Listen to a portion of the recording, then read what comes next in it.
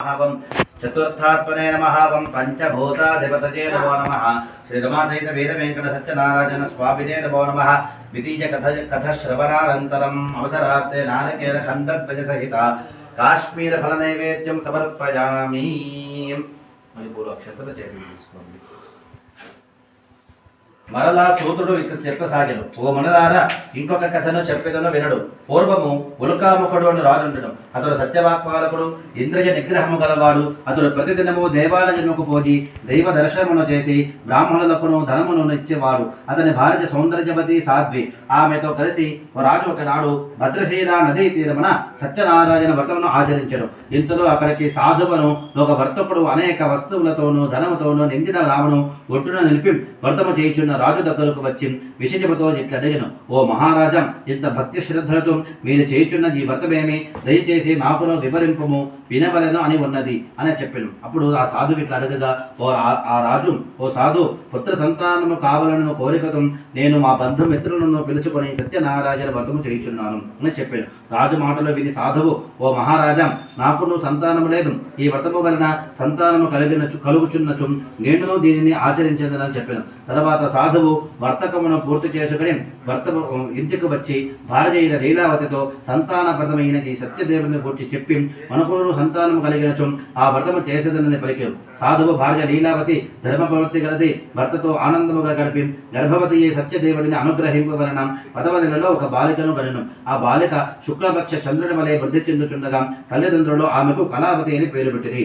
ఆ సమయంలో లీలావతి భర్తను చూసి సంతానము కలిగినచు వ్రతమును చేయదమంటేది కదా, పుత్రిక కలిగినది కదా, ఇంకనూ వ్రతము మాట తలపెట్టలేమి అని అడిగను. అందుకు భర్త లీలావతి, మన అమ్మాయి వివాహములో వ్రతము తప్పక చేయుదనని ఆవిడను సమాధానపరిచి వర్తకమునకు నగరమునకు పోయెను. కళావతి తండ్రి ఇంటిలో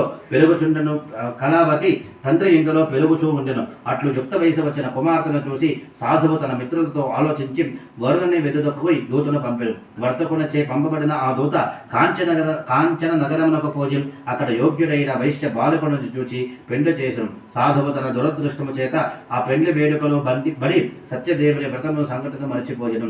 అందుచే ఆ స్వామి చాలా కోపించను. తర్వాత కొంతకాలమునకు వ్యాపారమునందు దక్షత గల ఆ సాధువు అల్లుడితో కలిసి వాణిజ్యమునకై బయలుదేరను. అతడు నౌకలతో సముద్ర తీరముననున్న రత్నసానపురమున చేరుకొని అక్కడ అల్లుడితో కూడి వ్యాపారమును సాగించుచుండెను. తర్వాత వ్యాపారమునకై వారిద్దరును చంద్రకేత మహారాజు నగరమునకు పోయి అంతటా వ్రతము చేసేదనని ప్రతిజ్ఞ చేసి పరిచిపోయిన ఆ సాధువును చూసి స్వామి కోపించి దారుణము కఠినము అయిన మహా దుఃఖవసతిని కలుగుగాక అని శపించడం.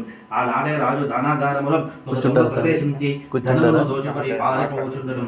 రాజు భటులు తరుముచుండగా వారి వర్తకులైన వైపు పరిగెత్తడం. ఆ దొంగ తన్ను తరుముకొని వచ్చుచున్న రాజు భటులను చూసి భయపడి ధనములు వర్తకుల ముందు గుమ్మం వచ్చి పారిపోయాను. రాజు పనులకు కూర్చి భటుల దగ్గరికి వచ్చి రాజధనముతో ఎదుట కనబడుతున్న ఆ వర్తకులను బంధించి రాజు వద్దకు తీసుకుని పోయింది. ఆ భటుల సంతోషముతో వీరిని తీసుకుని పోయి, ఓ మహారాజా, 2 దొంగలను తెచ్చినాము, విచారించి శిక్షింపము అనేది. రాజు వారి నేరమును విచారణ చేయనక్కర్లేదనుచు కారాగారమున బంధింపునుండడం. వారు వర్తకులను కారాగారమున బంధించి సత్యదేవుని మాయ చేత వర్తకులంతా మెరపెట్టుకులను. వారి మాటలు ఎవరునూ పట్టించుకున్నారు. రాజు వారి ధనమును తన ధనాగారంలో చేర్పించారు. ఆ దేవుని శాపము చే ఇంటి దగ్గర సాధువు భార్య కూడా కష్టాల పాలయ్యను. ఇంటిలోని ధనమంతను దొంగలు అపహరించి లీలావతి మనోవ్యధతే రోగగ్రస్తురాలయ్యను. తిరుతకు తిండి దొరకక ఇంటికి తిరిగి విచ్చమెట్టుకొనసాగను. కుమార్తె అయిన కళావతి కూడా విచ్చమెత్తుతూ పోసాగను. ఒకనాడు సాయంకాలం వేళ కళావతి ఒక బ్రాహ్మణుడి ఇంటికి మాదక మనమునకు పోయెను. అక్కడ ఆయన సత్యనారాయణ వ్రతము చేయుచుండగా చూచి కథ ఎంతయో విని తమకు మేలు కలుగునట్లు వరమిమ్మని స్వామిని కోరడం. స్వామి ప్రసాదమును కూడా తీసుకొని కళావతి రాత్రి పొద్దు పోయి ఇంటికి చేరడం. అప్పుడు తల్లి ఆమెతో ఇట్లనెను, ఓ అమ్మాయం, ఇంత రాత్రి వరకు ఎక్కడుంటివి? నీ మనసులో ఏమున్నది అని అడిగాను. వెంటనే కళావతి, ఓ అమ్మ, నేను ఒక బ్రాహ్మణుని ఇంటిలో సత్యనారాయణ వ్రతము జరుగుచుండగా చూచుచూ ఉండిపోయేది. ఆ వ్రతము కోరిన కోరికలు తీర్చుటతో కదా. ఆ మాట విని సాధు భార్య తాము ఆ వ్రతము చేయుకపోవట చేతనే ఇంత దురావస్థ కలిగినదని గ్రహించి వ్రతము చేయుటకు సంకల్పించి ఆ మరునాడు యథాశక్తిగా వ్రతము చేసను.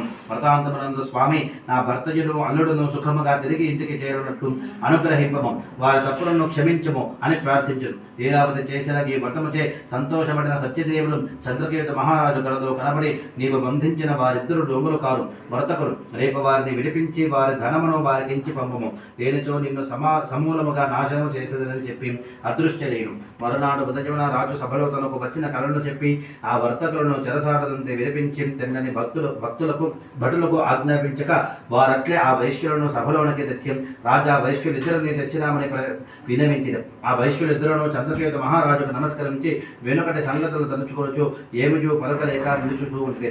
రాజప్పుడు ఆ వైశ్యులను చూచి ఆదరముతో, ఓ వర్తకులారా, మీకు కష్టము దైవ వశమున కలిగినది, ఇప్పుడు ఆ భజము లేదు అని ఓదార్చి వారి సంఖ్యలను తేజించి క్షౌరము మున్నపు అలంకారములు చేయించను, వస్త్రాది అలంకారముల నుంచి మంచి మాటలతో వారిని సంతోషపరచను.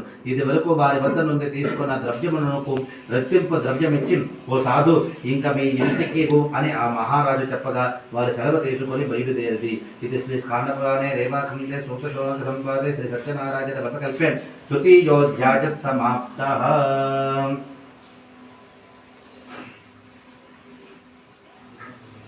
కౌశిక్,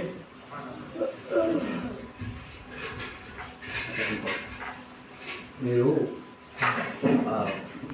హరికృష్ణ అంశంలో కొంచెం చేతికి తీసుకుని వెళ్ళి హోమం చేసి గణపతి హోమం అని ప్రారంభం చేయండి. ఇలా కూర్చొని ఇలా కూర్చొని ఆ పాటలో హోమం మీరు ప్రారంభిస్తున్నారు చేసి ప్రయాణమును సాగించడం. సాధువు కొంత దూరము ప్రయాణించను. సత్యదేవునికి సాధువును పరీక్షించు కోరిక కలిగి సన్యాసి వేషముతో వచ్చి, సాధు, నీ పడవలో నున్నదేమి అని అడిగను. ఆ వైశ్యుడు ధన మదము గలవారి అడిగిన ఆ సన్యాసిని చూసి పరహసించి, ఇందులో నున్నదేమైనా అపహరించుటకు చూచుచున్నావా? ఇందులో మాత్రమేమున్నది? ఆకులు తీగులు తప్ప అని చెప్పి సన్యాసి రూపుడైన ఆ దేవుడు అతని మాటలు విని తథాస్తు అని పలికి కొంత దూరములో నది ఒడ్డున ఆ నది ఎద్దుననే నిలుచుచూబండెను. సన్యాసి అటు వెళ్ళగానే సాధువు కాల కృత్యములు తీర్చుకొని వచ్చి పడవలో ఆకులతోనూ నిండియుండట చూసి ఆశ్చర్యపడి దుఃఖముతో మూర్ఛపోయెను. తెలివి వచ్చిన తర్వాత ధనములు అట్లయినందుకు గాను చాలా విచారించడు. అప్పుడు అల్లుడు సాధువును చూసి, మహాత్ముడైన సన్యాసిని పరిహసించినాము, అతడు కోపముతో శపించిపోయినాడు. ఆయనయే మరలా మనలను రక్షింపగలడు.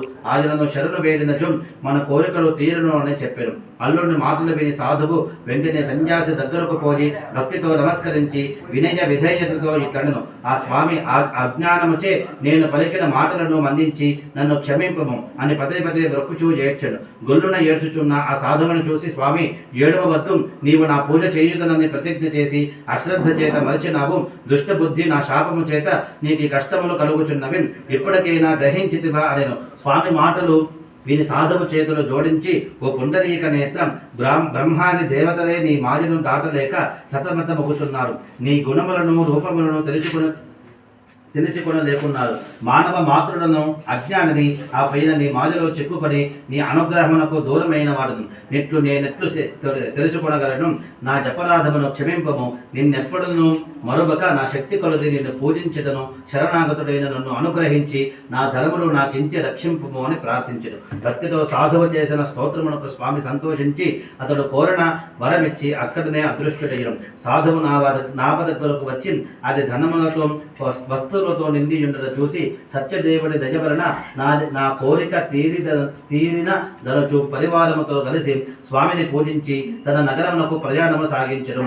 సాధువు తన ధనములతో జాగ్రత్తగా కాపాడుచున్న అల్లుడిని చూచి, అల్లుడా, చూచితివా, రక్తపురమునకు చేరినాము అనుచు తమ రాకడను తెలియజేయుటకి ఇంటికొక దూతను పంపెను.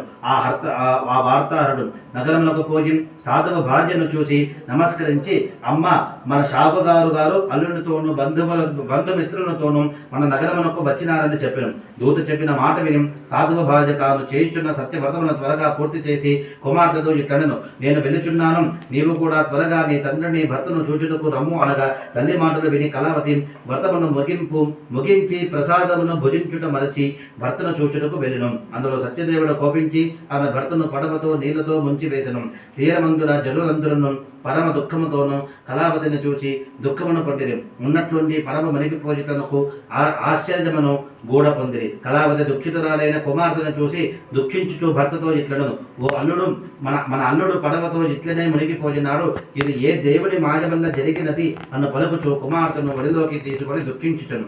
కళావతి తన భర్త అట్లు పోయినందుకు విచారించుటం అతని పాదుకలతో పాటు సహగమనము చేయుటకు సిద్ధపడను. తన కుమార్తె అవస్థ చూచి సాధువు చాలా విచారించడు. అక్కడి వారు కూడా బాధపడిరి. అప్పుడు సాధువు, ఇది ఎంతయో సత్యదేవుని మాయగి యుండును, స్వామి నన్ను అనుగ్రహించినచు నా వైభవము కలిది సత్యదేవ వ్రతము చేసేదని చెప్పుచు ఆ దేవునికి అనేక సాష్టాంగ నమస్కారములు చేసెను. సాధువుపై ప్రసన్నుడైన సత్యదేవుడు అతనితో ఇట్లు చెప్పెను, ఓ సాధు, నీ కుమార్తె సత్య వ్రతము చేసే ప్రసాదమును పుచ్చుకొనకుండా భర్తను చూచుటకు వచ్చినది. అందుచేతనే ఆమె భర్త కనబడకుండా పోయినాడు. ఇంటికి వెళ్లి ప్రసాదమును పుచ్చుకొని వచ్చినచో ఆమె భర్త మరలా జీవించుచు అని పలికెను.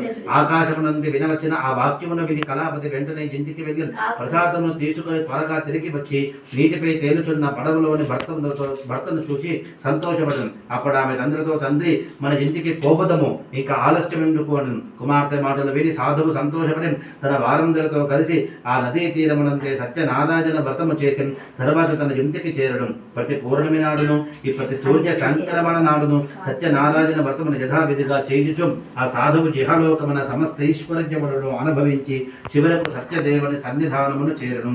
ఇది శ్రీ స్కాందపురాణే దేవసంతే సూతశోనక సంవాదే శ్రీ సత్యనారాయణ వ్రతకల్పే చతుర్థోధ్యాయ సమాప్తః.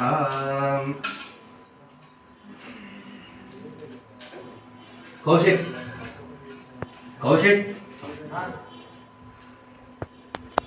పాంచాలిక సంపదలను పుత్రులను పొంది రాజ్యము సుఖములను అనుభవించి చివరకు సత్యలోకములను పొందడం.